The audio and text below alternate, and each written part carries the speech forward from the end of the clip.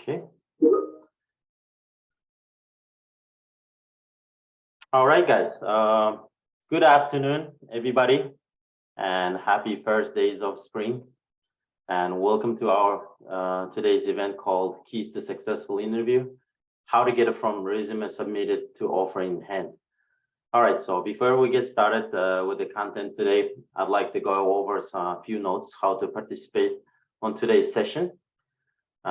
So the duration of this session will be about 1 hour. The speaker will be presenting 40 to 45 minutes, followed by Q&A session, 15 to 20 minutes. And if you have any questions to our speaker, we ask you to please address it through the chat anytime during this presentation, or wait until the Q&A session at the end of the presentation.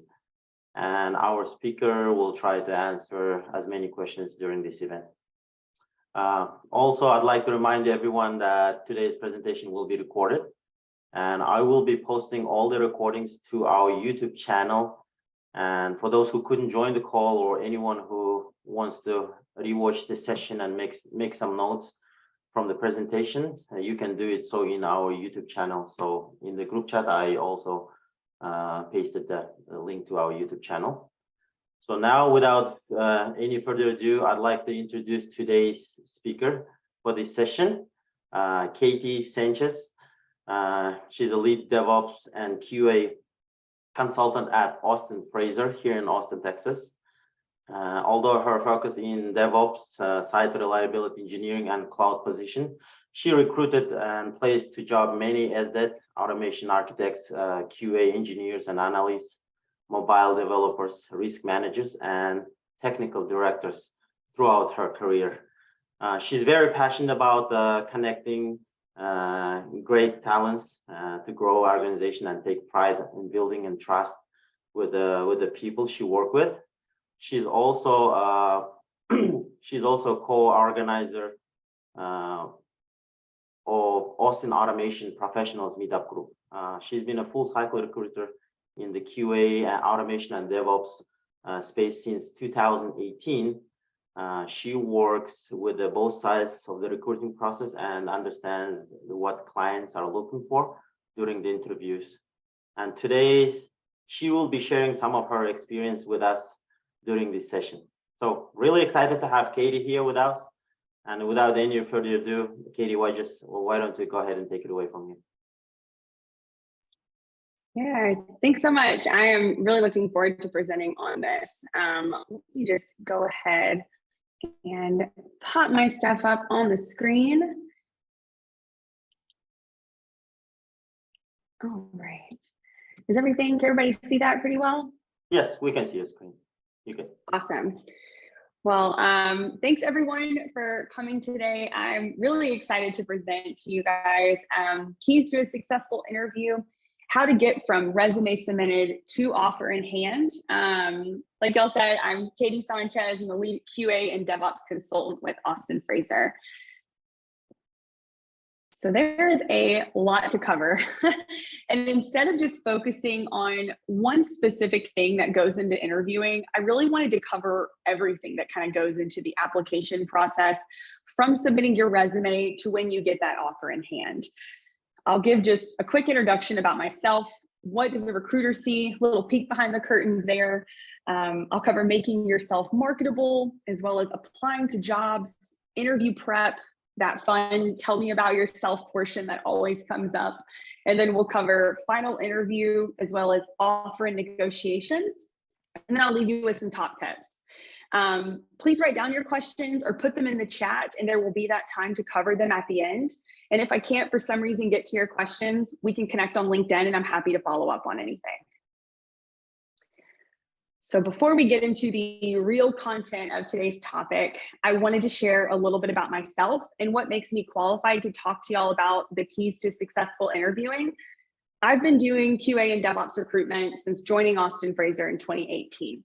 I will say that the bulk of what I've recruited and worked on has been more in the QA and SDET space, and so I can speak a little bit more confidently towards those types of topics. I'm also the co-organizer of the Austin Automation Professionals Meetup here, and one of the reasons that helps me in sharing information like I'll cover today is that I do full desk. So what that means, if you're not familiar, is not only do I work with candidates who are interviewing and job hunting, but I'm also speaking with hiring managers daily about interview prep and processes and being that kind of liaison between candidates and hiring managers. Austin Fraser, the company I work for, is embedded in the Austin tech community and has been so for over 7 years. We have over 300 clients, ranging from small startups to enterprise level organizations. And I've personally worked with both ends of the spectrum. And I know that sometimes what a startup is looking for can be very different from like an enterprise team's hire. We've placed over 2,000 candidates and conduct hundreds of interviews on a monthly basis. And I feel that that helps me in presenting the information that I'll cover today. But enough about me, let's dive into it. You've just applied to a job, so let's go over what does a recruiter see. Did you know the average time a person looks at a resume is 6 to 8 seconds? And the reason being is I can get over 500 applicants sometimes, and those can come from LinkedIn applications, internal applicants, from our website or other job boards like Dice and Indeed. I'll show some images on the next slide that'll give you a glimpse of that, but here are a few things that I am looking for when I'm going through my applicants daily. It's essentially red flags at first. I hate to admit it, but that sometimes is the first thing that pops up is punctuation. I'm not going to sit and spell check your profile, but things that are wrong are definitely going to stick out. Things like only using a first name. Use your first and last name. If you only put your first, sometimes it'll be rejected because the system that gets your resume can't actually read that information properly. I have it happen a lot of times where people apply and it says for their name, it says test engineer, or you cannot view this candidate's profile. And so it really does matter how your resume is formatted and the information that you provide on there. And something too, just to make note of, is capitalizing your first and last name. It sounds silly, but it's not professional. And sometimes it can show a lack of caring for your social branding if you're not doing those basic things. Resume length is really important. And I'll show some examples on the next slide, but essentially using like the same font and formatting right is just really crucial. And make sure your resume matches your LinkedIn. Not necessarily verbatim, but more so like the dates and the companies and those things match up, because a manager may go check out the link that you provide on your resume. And if it doesn't quite match up, it may just raise some red flags. And it's cheesy, I know, but don't forget to QA your resume as you're doing that. So this is what it looks like on my end when somebody applies on LinkedIn or from a recruiter side. I have to shout out my colleague, Mikey Boda. He made this graphic here on the right side. And he's a great resource on LinkedIn for sharing little tips and tricks similar to what I'm covering today. But like I just specialize in QA and DevOps. He focuses on recruiting for JavaScript design and front-end technologies. Another thing to note is those qualifying questions that you're asked to answer typically make people filter at like the top of the list of my applicants here. And that's just how LinkedIn works. I can filter by keywords and skills, and that's why it is really crucial to have those things on your resume or your LinkedIn profile. But do not put anything on there that you cannot speak to or have not worked with. On my next slides, I'm going to pop in some resumes on the screen. The following slides are more about the layout than the content that's highlighting objectives, experience, and skill sets. We're going to get into that a little bit later. And I also know it's going to be super microscopic on your end. But what I'm wanting to share is more about layouts and key themes and what you should and shouldn't include. So just keep that in mind when you see a very small text on the next box. So this is an example of a bad resume. And the reason being is the summary is over a page long. The work history doesn't even start until the top of page 2, and each job is almost over a page long. When I see this, unfortunately, I don't call this person just because it shows a lack of depth of knowledge. I want to see what you're really contributing to the team and the project, not everything that the team or company may be working with. I've even seen resumes where it looks like somebody just copy and paste their experience from one to the next because it was similar, but give me less, but give me more, if that makes sense, kind of on resumes. And this resume can also read as a jack of all trades and a master of none. And I can't see that key information that I'm really looking for that helps me decide if this candidate is worth screening. So this is an example of 2 good resumes. Depending on your experience, it may take more than 1 page, which is totally okay. I typically recommend having between 4 and 6 bullet points summarizing the things that you did at a company. As you can see, the first resume only has 1 or 2 points, but the content is there as far as what I'm looking for. The second resume is a little bit longer, but it's very concise and to the point. You may have a longer description for your current or most recent positions, and that's typically because you can recall what you're doing a little bit more in depth, or maybe those prior roles weren't as involved as your more recent and senior positions. Something too is like you may have started off as a manual QA or analyst, so you don't quite need as much detail on those, especially if you're targeting more automated focused roles. But some key information that I'm looking for on resumes are process improvements, money saved, did you build something from scratch, like frameworks or tools, and how you made an impact on the team or the business. A great way to build out these bullet points is using something like the STAR method, where you give a situation with tasks and results that made you come to that solution. And don't worry, we're going to talk more about this later on in the presentation, but I definitely wanted to bring it up. And I'm guilty of this. I'm looking for key specific things. And if they don't pop out, I'm going to move on to another resume, because think about that 6 to 8 seconds, right? I'm looking through 500 of these. I have to kind of move quickly to make sure that I am seeing the full scope of everyone that applies. But this segues really great into my next slide, making yourself marketable. I mentioned resumes on the last slide, which is very important. But when you're thinking about making yourself marketable, there's more things that go into it than just your resume. A few things to consider, like I mentioned prior, right? Your LinkedIn, your dates or titles, your companies, does that match your resume that you're providing? Recommendations. Do you have any on your profile? These are really great to ask your leads or managers for and can help you stand out among others. Something to consider as well when thinking about getting ready to apply for a job is, do you follow the companies you want to work for? And are you engaging with their posts? It can be as simple as commenting on something or liking it. Just little things like that do help. And I'll show you why later. Because like when I'm sourcing and pipelining candidates or reviewing applicants, LinkedIn actually gives me a flag that says recently engaged with. And that's kind of why I'm bringing it up, is it'll show me who follows my company, who is more likely to respond to my messages. And this helps your profile make it closer to the top of that like applicant list that filters. And as you're applying, or even before, connect with HR and hiring managers for the companies you want to work for. Even if you're not actively job searching and stuff, if you just think there's some companies that are doing cool things, connect with those managers and recruiters, because you never know when the time comes and you want to engage with them and apply for their positions. Something too is, I don't think people consider not only their LinkedIn presence, but other social medias. So I don't know if you would consider GitHub a social media, but I will say that my clients love seeing those contributions and work shared on GitHubs. This is a really easy way to make yourself marketable and to showcase your skills. If you're not already on GitHub, you need to, and add that link to your resume or your LinkedIn profile.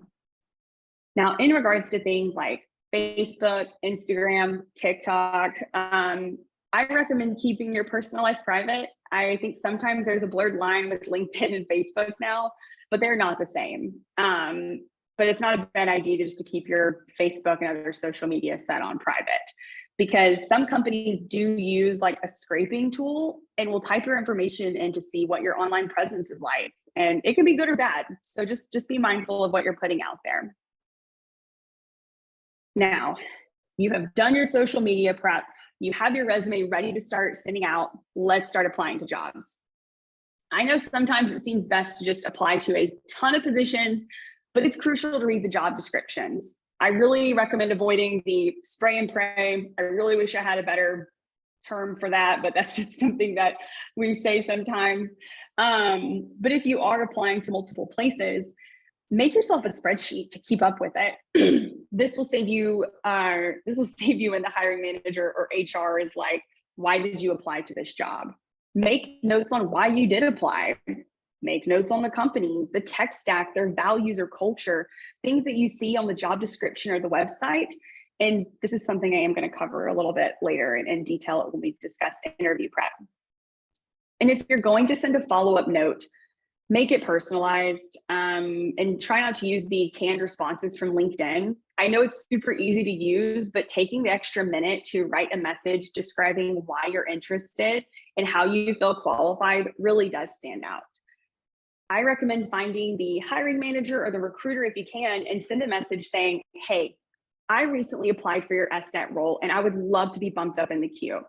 I believe I'm qualified because a big piece of my job is testing APIs and databases, and I see that that's something you're looking for at your company. Give a key example. I promise that will really catch their attention. And probably one of my biggest pet peeves is when resumes are not in PDF format when applying to jobs. This saves your formatting and really helps when the information is being parsed in, because I feel like PDFs are pretty universal. It locks in your formatting. And keep in mind what I mentioned earlier about applicants like not populating properly in people's systems. So just a little note to keep in mind. Now, you have submitted your resume and you get that interview request. It's time to prep. But you did some pre-prep, right? You have your spreadsheet, you've made some notes. So this part shouldn't be too terrible to actually take on. But when you're looking up company info, I love going to their website and their LinkedIn.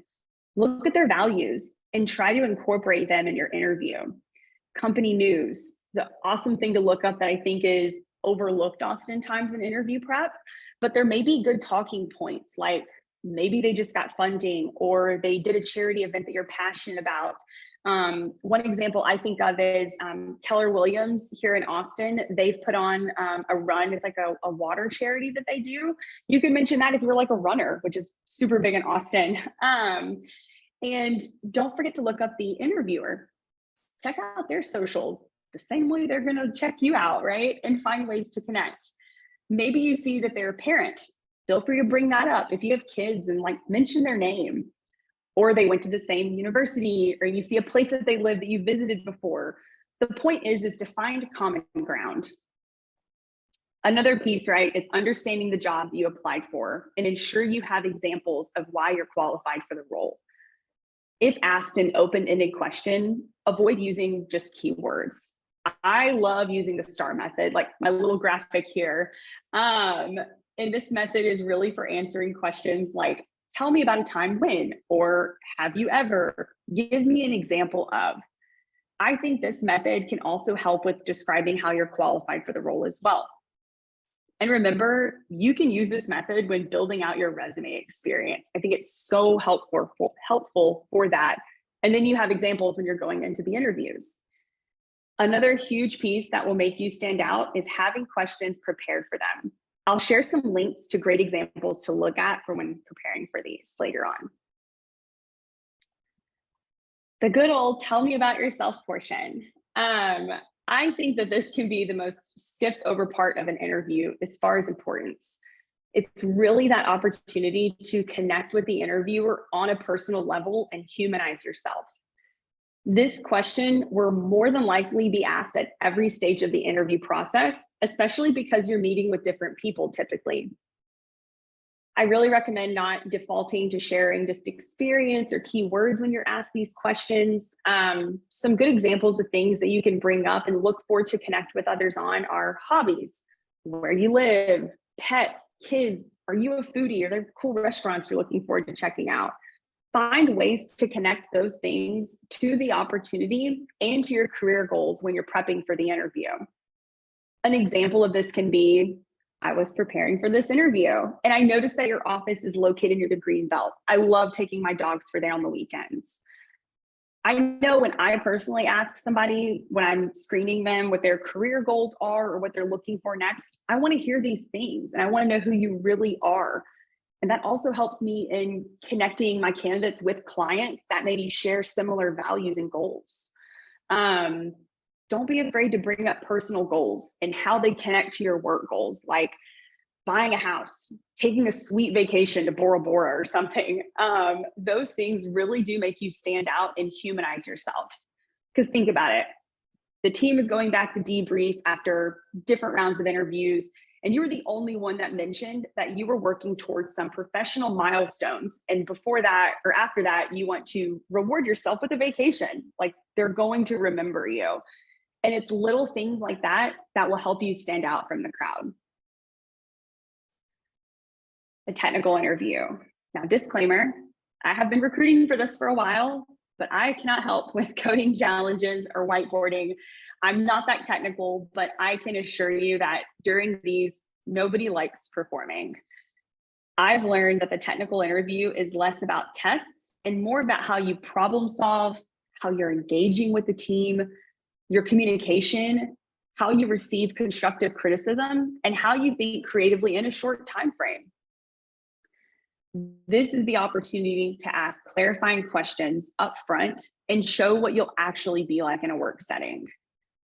A couple of good questions are, what does good look like? How will my code be evaluated or tested? And I love this one. Can I ask questions or get clarification during the interview if I need to?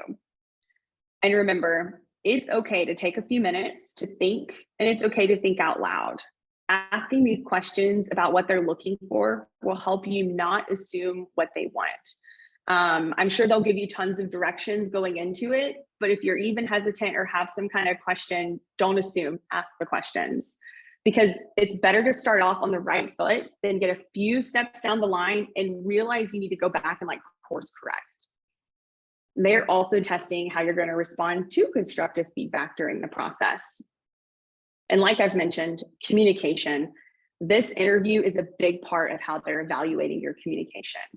They want you to ask questions and share some of your thought process. And of course, if you're doing a whiteboarding or technical coding assessment, write clean, reusable tests. I think everybody wants that.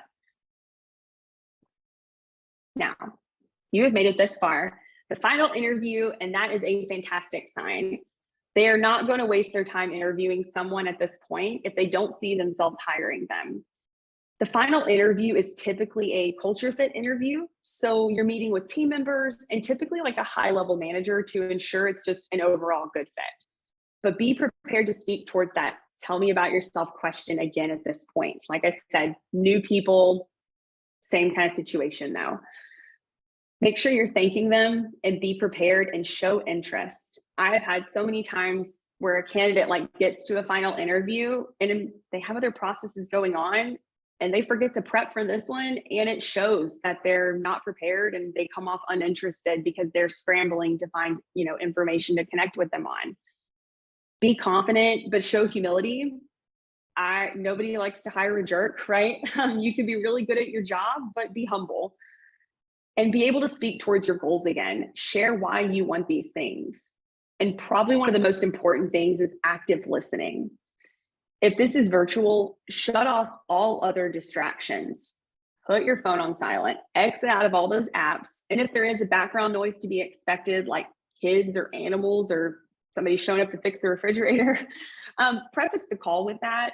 It's better to have it expected than unexpected. And like I keep saying, have questions prepared.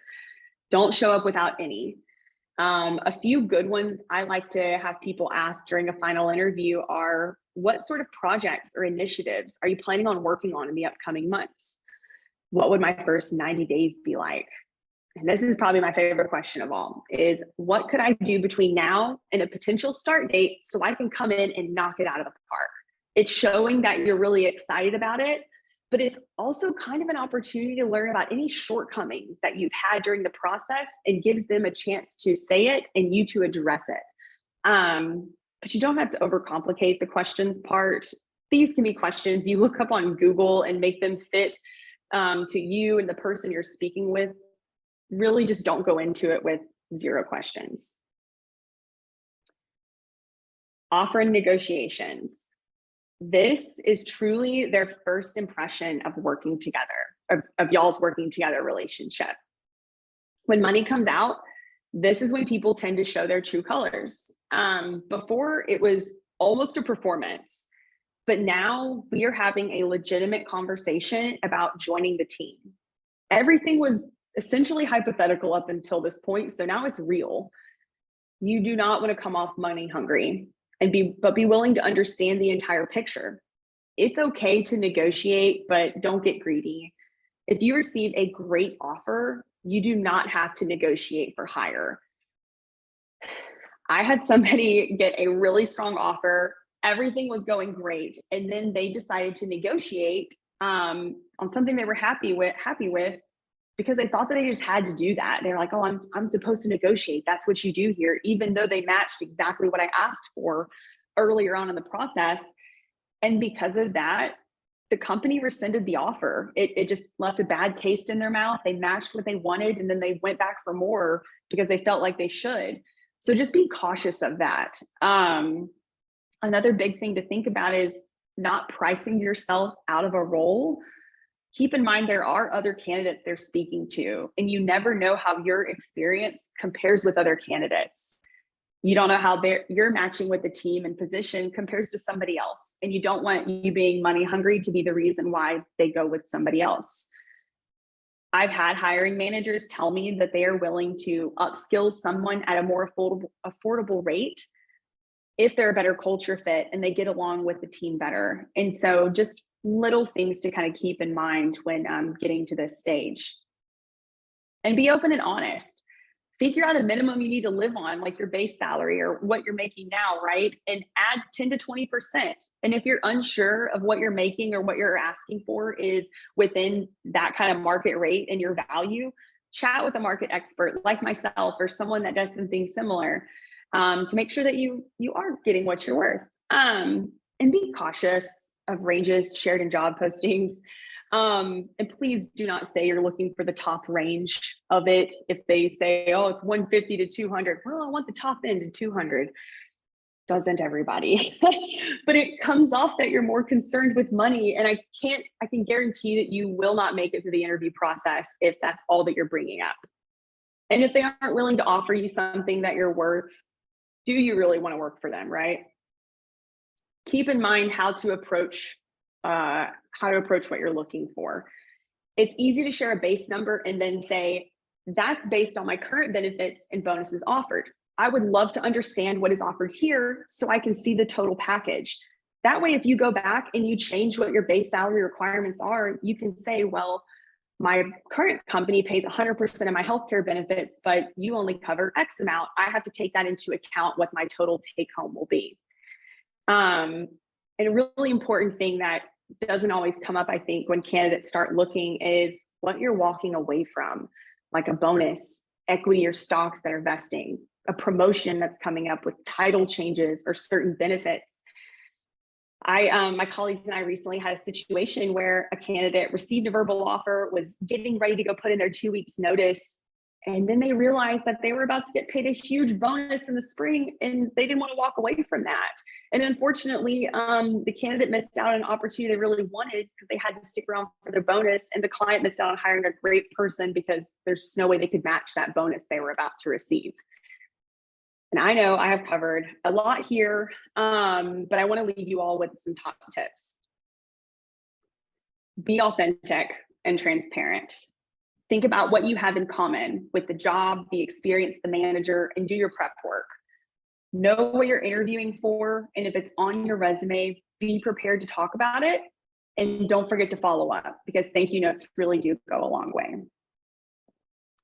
And now I would love to open up to some questions. I want to stop sharing my screen so I can see some of y'all. So give me just 1 second, if that's okay. And then. So we have a couple of questions in our group chat, Katy. So maybe we can start from there. Okay, I like this. Receive like a worksheet with a formula on how to send messages through LinkedIn to show interest and follow up. So I actually want to share with y'all. I wanted to take these first and then come back to y'all with like a one pager that will offer some top tips, and maybe I can come up with some kind of formula for that, because I know that it auto populates a few things, but I can share with you maybe something that'll help you, almost like a template. So I'm happy to send that over. And then totally fine, jot down notes. I think this will be shared, right? So you can come back to it. Sorry if I talked a little fast. Get a little nervous sometimes, right? When speaking to a lot of people. I like that question, Janelle. You said, tell me what you're looking for in a candidate. I think that that shows a lot and can give you a lot to build off of too, where they may mention something that you didn't realize was important that's maybe beyond the job description. So I love that question. I think that's a really great one. Using a notepad. There's nothing wrong, especially if you're on a phone call writing down notes. I always hear people doing that. But if you are on a video interview or anything like that and you want to jot down notes, I think that that just shows that you're actively listening and you know that you have things that you want to come back to. That's really, really smart. I love that idea.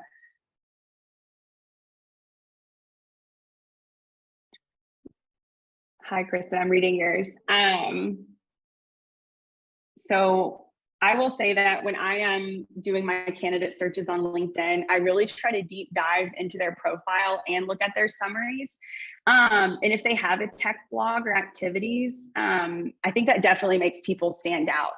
I know when I'm representing a candidate and they have something like that, I make sure that the hiring manager knows about it and they have the links and they can see it. And so I love that. I think it's really, really important. And I love when people post that on LinkedIn. And like I mentioned too before, following companies or hiring managers, they'll start seeing that. And so when you're on the market or you apply to their job and they go look at your profile, they'll remember that you posted that kind of content. I think that that too shows your level of like wanting to expand your knowledge, and you're always wanting to learn. And so keeping that on your LinkedIn profile goes a lot, because to me, LinkedIn is like your living resume for people to see. And so just having more things like that really, really helps. Tips to overcome nervousness. Janelle, I wish I had some tips for that, because I personally could probably use it sometimes. But I will say that sometimes just practice. I've seen there's actually a QA meetup group that I'll share where they do a lot of mock interviews with actual hiring managers. I could maybe help out with mock interviews as far as just like sort of the tell me about yourself and basic questions. But if you're thinking of nervousness as far as maybe like the technical interviews, I think mock interviews with hiring managers like that could be a really, really great resource. So Yusuf, I like this. Mention financial information on LinkedIn in a CV. I've seen this a lot recently where I saved the company X amount of money, and it was specifically around automation, where I took something that took 2 weeks to manually test and I cut that down to like 4 hours. And so that can show money saved by manpower or just hours of work. And so I really love that. I think that that's a really, really good point and something that's definitely worth putting on your resume. And I'm remembering now, I didn't really touch on it, but in the summary, I think that would be an awesome, awesome content to put on your summary. And again, within like the job where you did that. So handling a large gap of employment while you stayed home with kids and ill family members. I've seen more of that recently, especially with COVID, right? And having older parents where maybe people had to stay home and didn't help them. And I think just addressing it up front really helps, because if you don't have something in there, people can just fill in the gaps themselves. But maybe speak towards anything that you did in that time to help keep yourself like upskilled. Right? Like I still was active on like GitHub, or I went to meetups and I learned things like during that time. I think you can mention some things like that. And Kim, I'm happy to work with you offline and help fill in some of that stuff too. Skills assessments are not typical part for automation, or did I completely? So I'm trying to see if I understand that question. Like technical or not. So I think it just depends on the company. I've had some companies, their interview process, they don't do a technical interview for an automation engineer. And I've had others where they make them take a test that is basically a software developer's test. And I want to cringe. So it kind of just depends on the interview process. And I think it's best to ask those questions up front with the recruiter or the person that you're working with during that interview process. Is it wrong to omit references on the CV? I don't think it's necessary to have references on the bottom of your CV. I think there's nothing wrong with putting like references available upon request. On that note though, it is really nice to have those people and know that they will answer calls from the hiring managers. I have one client whose interview process, after they final interview, they take 3 references and they won't present physical offer paperwork until they get those. And if they're not able to contact those people, that can, be an issue with actually getting an offer. But I don't think it's necessary to have them at the bottom of your resume. I feel like that's maybe something we did years ago. But just make sure you have that information for when the time comes and they ask for them. I like that, Josh. I saw you shared one of the meetups. There's one that I'll share too. I don't think it's the same one, but I'll make sure that I get it out to y'all. How can I maximize my chances of transitioning from manual QA to QA engineer and automation? Would personal projects be best to showcase my skills? Carson, I think this is an awesome question. And I feel like a lot of times I talk to people doing exactly this, which is one of the reasons why I joined or helped co-organize the Austin Automation Professionals, is we created that space to enable people that are trying to move from manual to automation. I know in our Slack channel, there's a lot of people that do one-on-ones as far as personal projects. I think that's an awesome way to do it. And then you could showcase that on a GitHub or some other kind of, project link there. I would also recommend, if you're applying for those positions, to maybe do like some mock technical assessments like CoderByte or HackerRank or any of those, because a lot of times they're going to test you that way. But I love that question. Let me see. Oh, and they record and post on YouTube? That's awesome. I'll have to check that out and share it with my network. What do you do when you're ghosted by a recruiter? I hate that this happens to people. As somebody that is a recruiter, they are getting hundreds of emails and messages and applicants a day. Like I mentioned, there's nothing wrong with the follow-up. I had a candidate just this week that I had rejected from one of my jobs. I was going through and I was like, okay, not a fit. And they messaged me and they were like, Katie, I'm so glad that I didn't get a no reply email, that I can actually contact you. I've been getting this a lot. Is there anything you can do to help? And just that little follow-up and maybe like clarifying and asking, hey, can you share why I wasn't qualified? And at least it starts that dialogue. But if you find yourself getting ghosted by a recruiter at one company and there are multiple recruiters there, it might be possible to reach out to somebody else because maybe they aren't actually the recruiter working on that job. How is the job market in Austin and Houston? I will say personally that Q1 for this year has not been fun. I just want to be really point blank with that. But from the client conversations that I'm having, people are starting to finalize their budgets and do more hiring in Q2 and Q3. And so I think we're going to start seeing an uptick of companies hiring.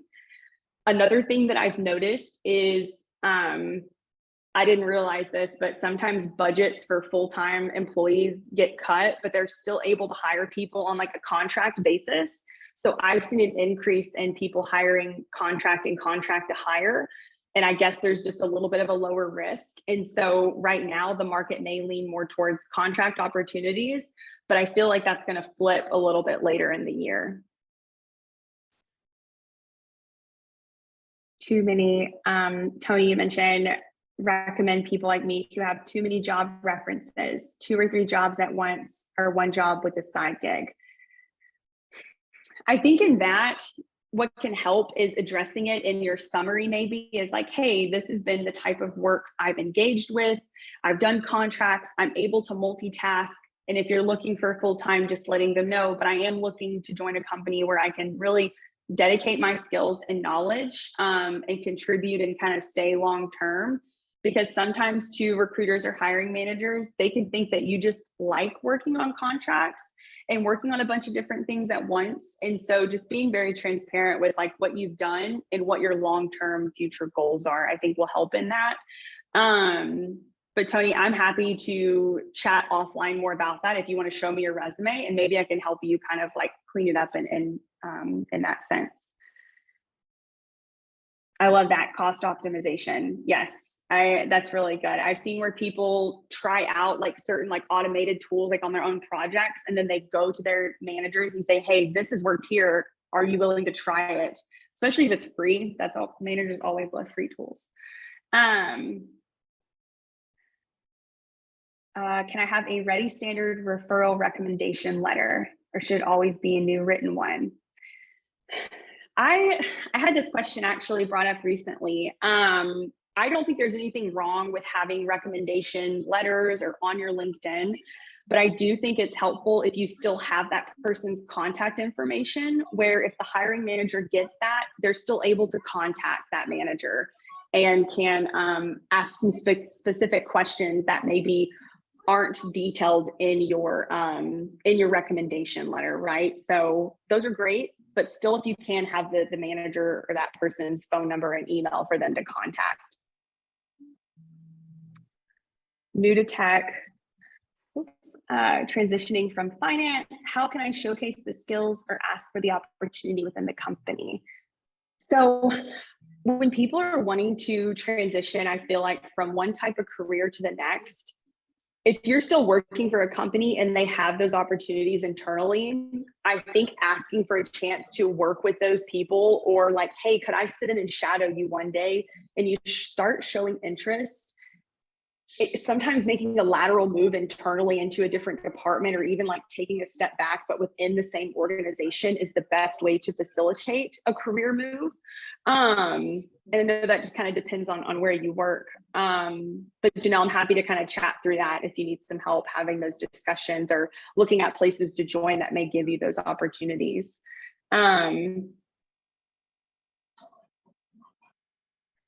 Any leads or suggestions to someone who moved to the US recently and looking for opportunities, but no references, QA with 10 years experience? I mean, I think that sometimes just putting yourself out there, I'd love to see your resume and make sure that, you know, your skills look transferable into what you may be working on here. I think it just maybe depends on the types of companies that you're applying to for those opportunities, because if you have 10 years of experience, I'm sure there are tons of companies that would want to hire you.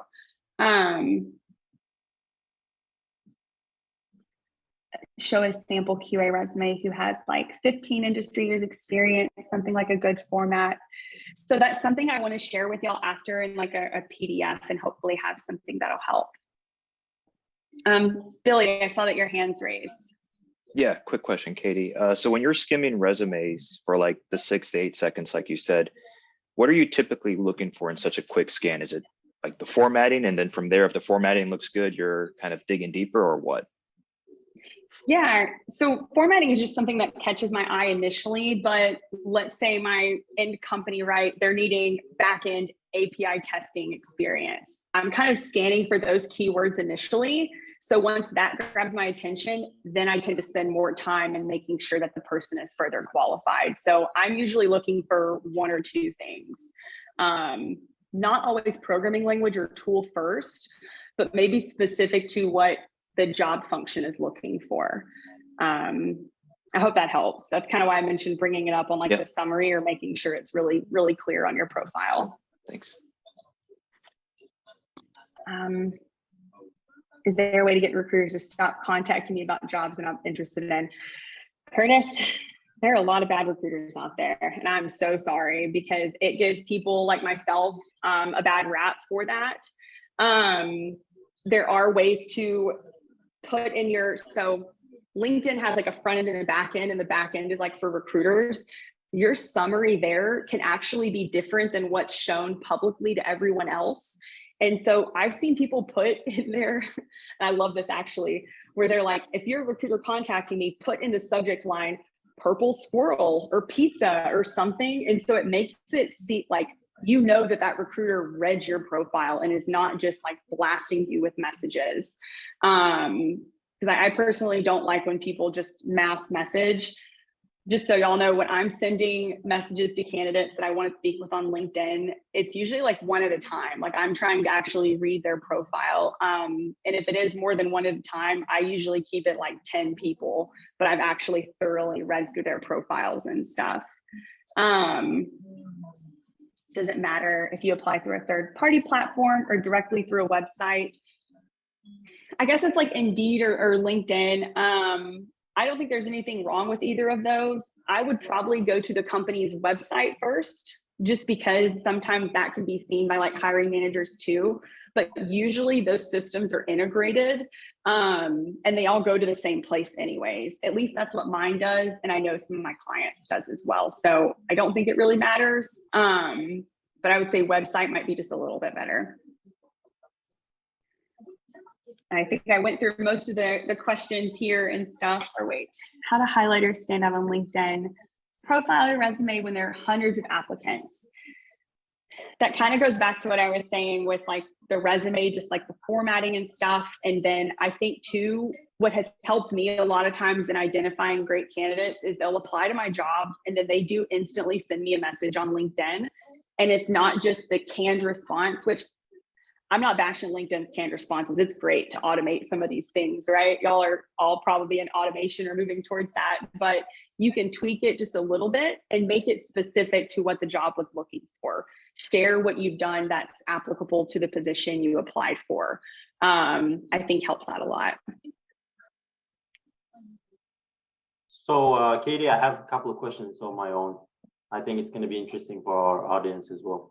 So does companies use still practicing the calling candidates to the office for the final interviews? If yes, what are the tips you can share in that area? Yeah. So we started having more of these, and okay. I actually love to see that, just because you can meet in person and get a vibe for the personality, not just, you know, through a virtual experience. I think going into those, there's nothing wrong with preparing your questions and having a notebook. I think somebody mentioned they write those things down. Bring a notebook. I don't necessarily think you need to like print out your resume anymore, but maybe not a bad idea to have it. And this just, I feel like it's silly, but like what you're wearing, you maybe met with them like virtually, so you can kind of see the vibe of how they dress. If it's like a smaller startup, you know, jeans and a nice shirt is fine, but I work with a company where they still wear suits, which is so funny to me in Austin. So kind of just like reading the room and maybe looking up too on like their pages and see kind of what the vibe is. Yeah, because the reason. Yeah, the reason I'm asking, a lot of people trying to avoid face-to-face interviews. I mean, some of them they feel very, you know, stressed out. You know, they don't like the idea to be in the room full of, you know, the leads or some technical people, and then whenever they have some whiteboard task, they basically lose themselves. So you're saying basically, don't be afraid, go to the face-to-face interview, just see whatever happens, like make your notes, get your questions. Even if you fail, just make some notes so you can prepare for the next interviews, if they call it for the face-to-face, right? I don't think there's anything wrong with like addressing that it was COVID, right? Like we were all stuck inside. If this is your first time going in person, maybe say that, be like, hey, it's been 3 years since I've had an in-person interview. So I'm a little nervous right now, but I am excited about this. And sometimes I feel like that helps like alleviate your nerves if you get it out there that you're feeling a little stressed. Sounds good. Another question, sharing personal documents, personal information. So some recruiters, they ask your green card, they ask for your citizenship, they ask for your work permits, you know, before even going to the interview stages. So how safe is sharing your personal documents to the recruiter before getting to the final stage, let's say? Yeah, so I don't think it's necessary you don't have to share like actual documentation. I think as a recruiter that works with multiple clients at any given time, when I ask that question, I want to make sure that I have opportunities that are going to be able to meet those needs. Whereas I might work with some like federal companies where they can only have US citizens because they have to go through like a secret clearance thing. And so it's really just making sure that they're not wasting anybody's time. But I think being open and upfront about that is the best policy. And if a recruiter says like, hey, I'm sorry, the company I'm working with can't sponsor, there's nothing wrong with going back. Like, I'd still love to have a conversation. So when you do have that opportunity, you can keep me in mind. It's typically what I personally do because I do have clients that can, and I want to make sure that I've gone through my details of what they're looking for. So it's usually a quick turnaround when that opportunity opens up. Okay. One more question. So for some candidates, the opportunity can come outside of Texas, let's say California or New York. So in this case, so is it a good idea to negotiate a relocation bonus or the salary base? Because for example, if you go to places like New York or California, the living cost is expensive. So how should you properly negotiate your salary based on that location? Yeah, if they're wanting you to relocate, ideally they should pay some type of compensation for that. And I would bring up too, just like, I think that there are websites where you can do a cost of living difference, right? And maybe just bring that up like, hi, I live in Austin, I make this much, but if you're asking me to relocate to New York, for example, I am going to require a higher salary for that. I think just being really open about it. And it seems like companies are being more aware that like, you can't pay the same person here.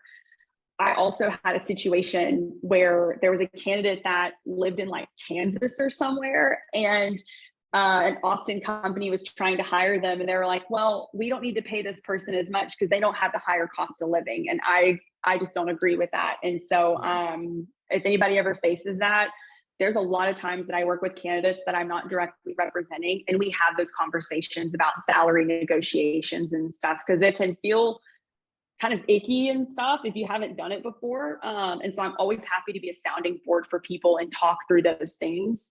I do that quite often for people, is to help go through those conversations. Yeah, another thing, some people, they might have an offer and they might get scared to lose that offer to ask the relocation bonus, you know. So if the company says no, so they might be losing the opportunity. So basically my question was based on that. Should they take that job and then go move by your own expenses, or, you know, should you wait and try to find a better company to cover your relocation fee based on the current market situation, you know? Based on the current market, I would want to know the timeline at which they're wanting you to relocate to. If they're giving you 6 months and they're paying you the salary that you should be making, like in a higher cost of living location, I feel like that's kind of leaves a little bit of wiggle room for them to maybe not offer a relocation package. But if that's not something they offer, what I've seen companies do is offer a sign-on bonus. And sometimes that's contingent on you staying X amount of months or years. And so maybe you could just negotiate that way and say, well, if there's no relocation package, can you at least offer me a $5,000 sign-on bonus to help with moving and breaking a lease or something like that? Sounds good. Let me quickly check if somebody else has a questions. So looks like no. So last questions for me, Katie. So there's a lot of platforms where you can upload your resume, right? Based on that, the recruiters will start calling you. Is there any red flag websites that you should not be uploading your resume, where they're full of scammers trying to, you know, get your identity? Thankfully, I haven't encountered any of those. If they're out there, y'all please warn me of them because I want to make sure I don't get in that. But I would say like the safest ones that I've seen and I personally use are LinkedIn. I think Dice is a little bit of an underutilized one that I've seen. Can be a good board. Indeed isn't bad. I personally don't recruit too heavily off of Indeed because it doesn't seem to be quite as technical as other ones. But too, what a good idea is like finding either agencies or companies. And if they don't have a job opening, there's sometimes like just put in your resume and we'll call you if we have an opening. What that does too is you put in your resume to there, and then they do have an opening and you apply to that one. It shows that you showed interest in that company like months before, and now they have an opening. So it can help kind of get your profile higher up in like the first call list, I guess. Okay. Yeah, I would say Monster. I've never used Monster. I see that, Curtis. Probably wouldn't do that one. So basically, try to directly apply. Like, should it be like a person waking up every morning? Just keep applying in the first part of the morning, and to make it as a good habit, so that way he or she can start getting more calls or more response. Because I've heard of from some of the people that the best time is like wake up early in the morning, open up your LinkedIn, see all the positions, directly apply, and then do it in the first half of the time, first half of the day. You know, is that a good practice? I think I do think the early morning time is great, and then sending a message over. If you can see, sometimes it'll show like who's hiring for it, and sending them a message. And like I mentioned, like be really specific about something, like give a quick example of what you've done that seems relevant to the position. I think will help, because if it's just like, hey, I applied for your job, I'd love to be considered, tell me a little bit more about why, and that's what makes me want to like immediately like call somebody. That tends to help a lot. I don't know if time necessarily matters, but if you see that if it's like over 300 applicants on a LinkedIn, right?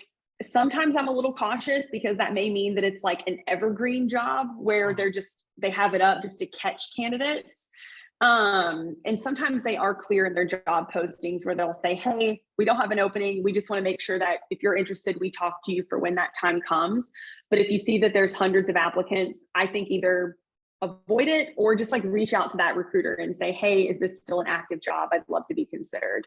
Don't be afraid to like clarify something too. Sounds good. Hey, Katie, quick question. Do you have any sites you recommend to gauge what the current market value is for our position? Other than, I mean, Glassdoor is one, but I didn't know if there was any others.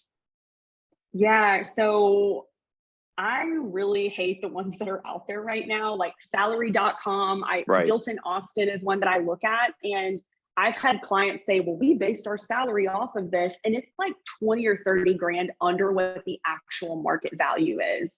Right. And it's super annoying. And so I don't have a trusted website that I can refer to y'all, but that's kind of why I mentioned like talk to somebody that just recruits in this space, and that can sometimes help you, because those websites are junk, right, if I'm just being honest. Like they're terrible. I have to, I go in circles with my managers about that. So all right, that didn't help very much, but thank you so much, Katie, for your time and for your knowledge. So if our group members wants to reach out to you individually, how can they reach out to you? What's the best form of reaching out to you? Yeah, LinkedIn is awesome, obviously. Make sure you make a note like, hey, I saw your meetup and stuff. And then I'll follow up. I usually try to dedicate time on like Fridays for when I give advice on just like resume reviews, interview tips, and that kind of things. And so I have like a Calendly link that I can share with people, 15, 20 minutes just to like talk through anything like that. And so I'll send a one pager and I'll put my information on there, and so I can connect with everyone. Sounds good. All right, guys. So time is 1 o'clock. Again, thank you so much, Katie, for your presentation, for the tips and all the good information that you shared with us today. And to our members, thank you for joining our event. And please check Austin Automation Professionals Meetup Group, where the Kayti is co-organizer. And reach out to her if you have any personal questions to pass and to succeed during the job search in the market. Thank you so much, guys.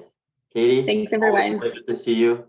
Thanks, And Kayti. hopefully we'll bring you for the next sessions as well in the future. And because market is the topic that everybody faces, you know, sooner or later in their career time. Okay. Thanks so much, guys. See y'all soon. Thank you, guys. Thanks for joining.